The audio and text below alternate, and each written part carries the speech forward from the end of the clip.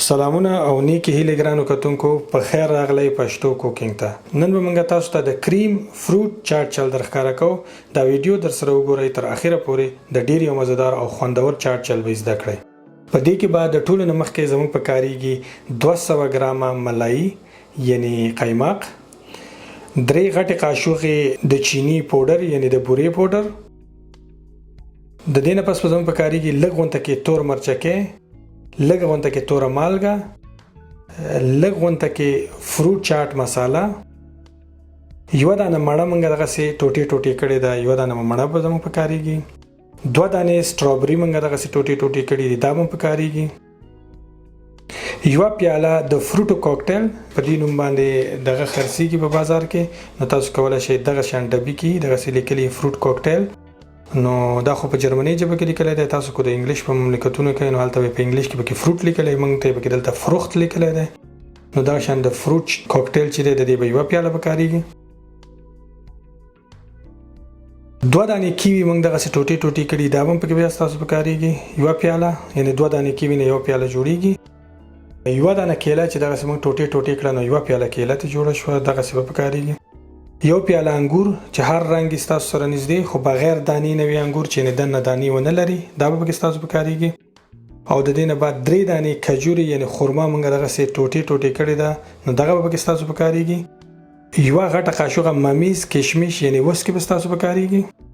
10 دانې بادام موږ دغسې ټوټې ټوټې کړي، دا به هم پکې ستاسو پکارېږي. نو راځئ چې جوړې کړو. د ټولو نه مخکې به د 200 ګرامه قیماق یو لوښي ته ور واچوئ. قیماق یعنې ملایي، د دې په سر باندې به دغومره تور مرچکې بیا ور واچوئ، تور مرچ، دغومره لږه غونته کې توره مالګه به په سر ور واچوئ، دغومره لږه غونته کې د فروټ چاټ مساله به هم پکې پکاري، دا هم پکې ور واچوئ. او دا ټول به اوس دغسې د یو بل سره ښه ولړئ، میکس به یې کړئ. یوه دانه مڼه چې کومه مو پرې کړې وه دا پکې ور واچوئ. د ټولو نه مخکې سټرابري، 2 دانې سټرابري وي چې داسې وړې وړې ټوټې ته موږ جوړې کړې وي، دا پکې ور واچوئ. فروټ کوکټیل یوه پیاله، دا په کریم فروټ چاټ کې ډېر لازمي ده، دا هم پکې یو پیاله ور اچوئ. کیوي چې کومه موږ پرې کړې وه 2 دانې کیوي موږ پرې کړې وې دا هم ورته ور واچولې. یوه دانه کیله دغسې موږ ټوټې ټوټې کړې وه دا به ورته ور واچوئ. یوه پیاله انګور ستاسو د خوښۍ هر قسم انګور چې ور واچوئ خو چې دانې ونه لري نو دا ورته ور واچوئ. 3 دانې خرما یعنې کجوري موږ دغسې وړې وړې پرې کړې دا به ورته ور واچوئ. یوه غټه قاشوغه کشمش یعنې ممیز یعنې وسکې دا به هم ورته ور واچوئ. 10 دانې بادام دغسې واړه واړه موږ پرې کړي وو دا به ورته هم ور واچوئ. ښه به یې اوس د یو بل سره ولړو چې میکس شي د یو بل سره په دغه کریم یعنې ملایي کې یعنې قیماقو کې، دا به د ښه یو بل سره ښه ولړئ، میکس به یې کړئ. 3 غټې قاشوغې د چینی پودر چې دي دا که موږ راغستي وو نو دا به په آخر کې دغسې ور واچوئ او دا به پکې اوس ښه میکس کړئ.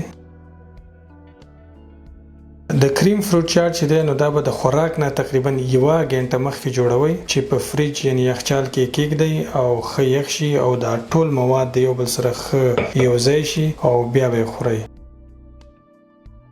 فروټ چاټ دا زموږ تیار شو، اوس به یې 1 غنټې دپاره په فریج کې کېږدو، نو 1 غنټه پس به د خیره سره بیا خوراک ته تیار.